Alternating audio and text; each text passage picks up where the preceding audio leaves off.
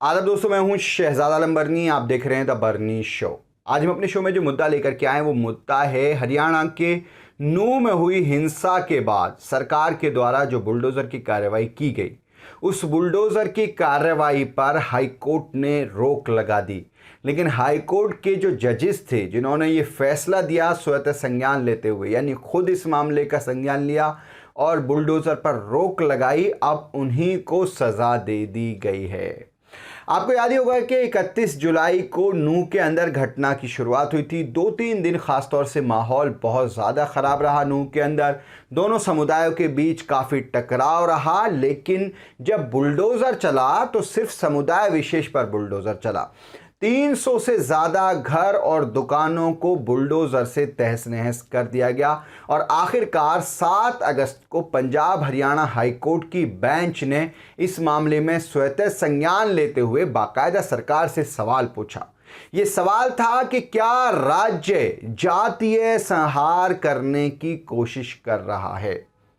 यानी सीधे तौर पर यह सवाल था कि क्या स्टेट गवर्नमेंट ये कोशिश कर रही है कि वो एक समुदाय विशेष को निशाना बना रही है और उनको नेस्तो नाबूद करने की कोशिश कर रही है।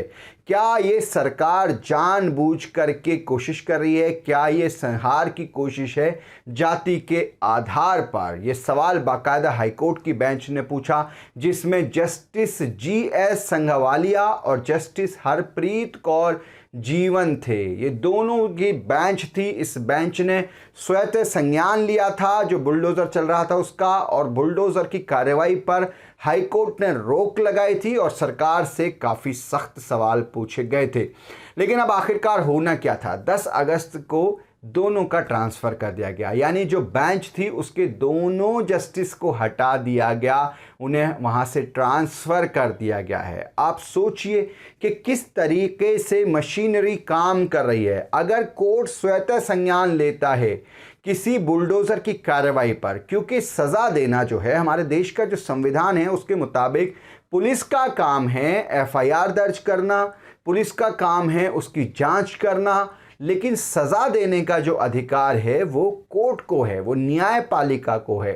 पुलिस को ये अधिकार नहीं है या नगर निगम को ये अधिकार नहीं है कि वो अपना बुलडोज़र लेकर के जाए और जा कर के किसी के भी मकान पर, किसी के भी दुकान पर बुलडोज़र चला दे। यदि बुलडोज़र चलेगा तो वो तब चलेगा जब कोर्ट उसे दोषी मानेगा, कोर्ट उसके घर पर बुलडोज़र चलाने का ऐलान करेगा, उसको सज़ा देगा, तब जाकर के चलेगा। इस तरह से किसी के भी घर पर बुलडोज़र चलाने का कोई कानूनी अधिकार नहीं मिलता है नगर पालिकाओं को। लेकिन कहते होता क्या है कि अवैध निर्माण के नाम पर निशाने बनाया जाता है लोगों को, और उस अवैध निर्माण के नाम पर लोगों के घरों और दुकानों को ध्वस्त किया जाता है, जिसके चलते 7 अगस्त को पंजाब हरियाणा हाईकोर्ट की बेंच ने स्वतः संज्ञान लेकर के उस पर रोक लगाई थी। लेकिन आखिरकार 3 दिन बाद ही जस्टिस संघवालिया और जस्टिस हरप्रीत कौर जीवन का ट्रांसफ़र कर दिया गया। अब आप बताइए कि अब ऐसे में क्या होगा? क्या आगे कोई बेंच इस तरह से स्वतः संज्ञान ले पाएगी? क्या वाकई में इस तरह से कोई जज जो हैं अपना काम कर पाएंगे? और क्या ये सीधे तौर पर न्यायपालिका में दखल का सीधे तौर पर संदेह नहीं जाता है? आप इस पूरे मामले को किस तरह से देखते हैं? अपनी राय ज़रूर बताएं। वीडियो के नीचे कमेंट बॉक्स है, उस कमेंट बॉक्स में जाएं, जाकर के अपनी राय हमें ज़रूर बताएं। आज के इस एपिसोड में इतना ही। हमारी आपसे रिक्वेस्ट है इस वीडियो को शेयर ज़रूर करें और हमारे चैनल को सब्सक्राइब ज़रूर करें। और आप हमें सोशल मीडिया पर यानी इंस्टा, ट्विटर और फेसबुक पर फॉलो करने के लिए वीडियो के नीचे जो लिंक्स दिए हुए हैं उन लिंक्स पर जाकर आप हमें सोशल मीडिया पर फॉलो कर सकते हैं। बहुत बहुत शुक्रिया।